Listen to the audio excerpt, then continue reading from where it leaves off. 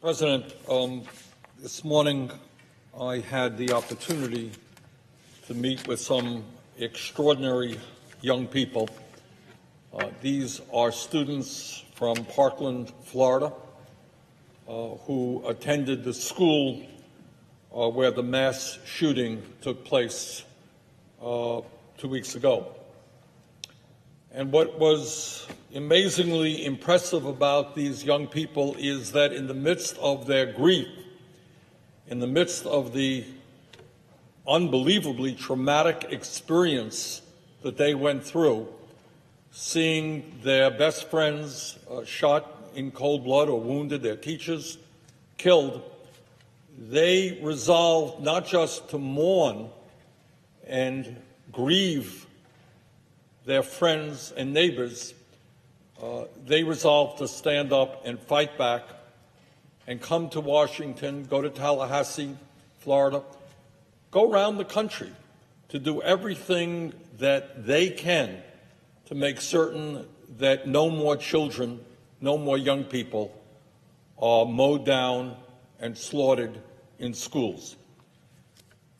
Mr. President, nobody thinks that the issue of gun safety is going to be an easy issue to solve. There are literally hundreds of millions of guns throughout this country. There are 5 million assault weapons throughout this country today. And tragically, there are many thousands of people, I expect, in every state in this country who are walking our streets, who are at their wits' end emotionally, who are suicidal, and who are homicidal. And many of those people have access to guns and guns of mass destruction. Mr. President, I think that in some respects, the slaughter at the high school in Parkland, Florida, was kind of the straw that broke the camel's back. Several months ago, the American people were stunned to see some very sick person in Las Vegas break a window and start mowing down people, killed some 58 Americans, wounded 500 people within a period of a few minutes. And that comes on top of Sandy Hook.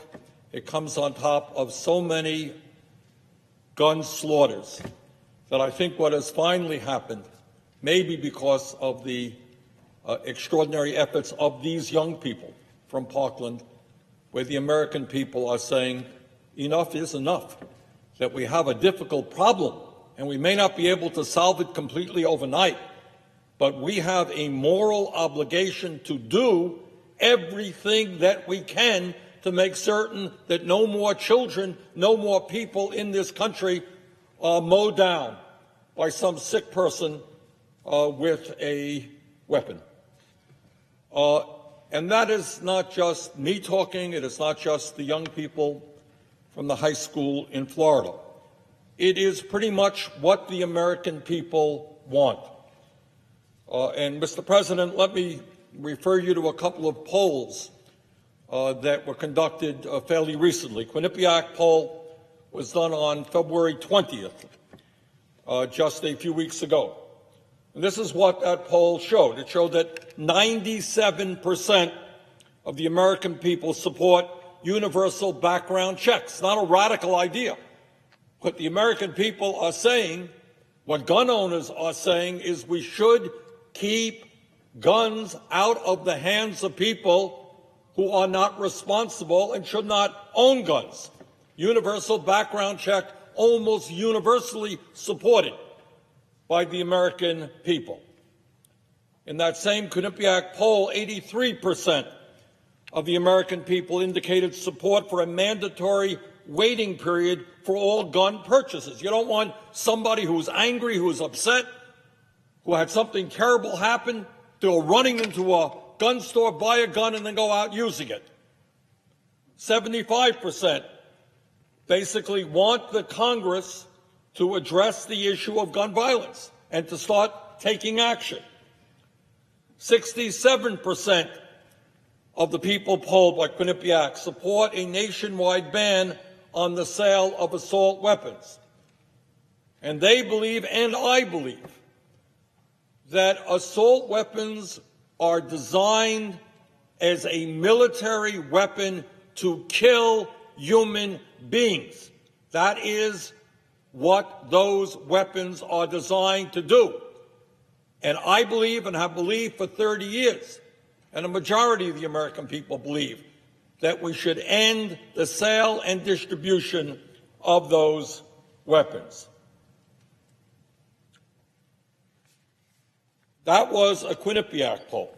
A CNN poll done more recently, just a few days ago, February 25th. 70% of the American people want stricter gun laws, and this is the highest number that CNN has registered way back since the Brady Bill was passed in 1993. According to CNN, 87% support laws to prevent convicted felons and the mentally ill from owning guns. 71% support banning anyone under 21 from buying a gun.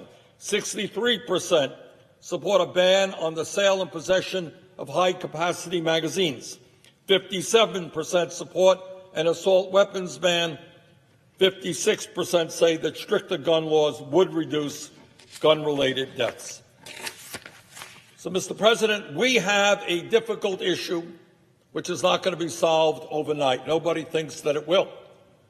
But the American people are demanding that we have the courage to stand up to the NRA and finally take some action which will move us in the right direction. And let me just suggest some of the ways that I believe we should go forward in a bipartisan way. Once again, the American people believe, I believe, universal background checks. And that means, among other things, ending the so-called gun show loophole. Because background checks don't mean anything if somebody can go into a gun show or through the internet and buy weapons without undergoing any background check. Overwhelmingly, the American people say that before somebody is able to purchase a gun, we need to know, is that person a killer? Is that a person who is engaged in domestic violence? Is that somebody who has a history of mental health problems? And if that is the case, that person should not be buying a gun. I think serious gun safety legislation must include addressing the so-called strawman purchases. And this is a provision where people can legally go into a gun shop, buy the weapons that they want, but then they're going to sell those weapons or distribute those weapons to people who should not be owning those weapons and who could not have purchased those weapons on their own. So I've indicated it is my view that we should ban assault weapons in this country, weapons which are designed for no other purpose but to kill human beings. Furthermore, I think it is clear that we are a nation which is facing a mental health crisis. I know that in my office, and I expect that in the offices of other senators, we get calls all of the time from people who say, I'm worried about my husband, I'm worried about my brother. He's at his wit's end. I don't know what he's going to do to himself or what he's going to do to somebody else. And we have been searching for mental health treatment, but we cannot find anything that is available now or that we can afford. And I believe we should be moving forward to pass legislation which says that any American who is suffering today from a mental health crisis should be able to get the mental health care they need now, not 2 months from now, because 2 months from now may be too late. And Mr. President, we also need to address the fact that every year women are being killed by their husbands or their boyfriends and that if somebody is a stalker, if somebody is convicted of domestic violence, if somebody is under a restraining order, we should be clear that that person should not be owning a gun. And that this is just some of what I think needs to be done. But, Mr. President, we are at a moment when the American people have had it up to here. They do not want to turn on their TV tomorrow or next week or next month and see the horrible, horrible, unspeakable things that we have seen in schools throughout this country.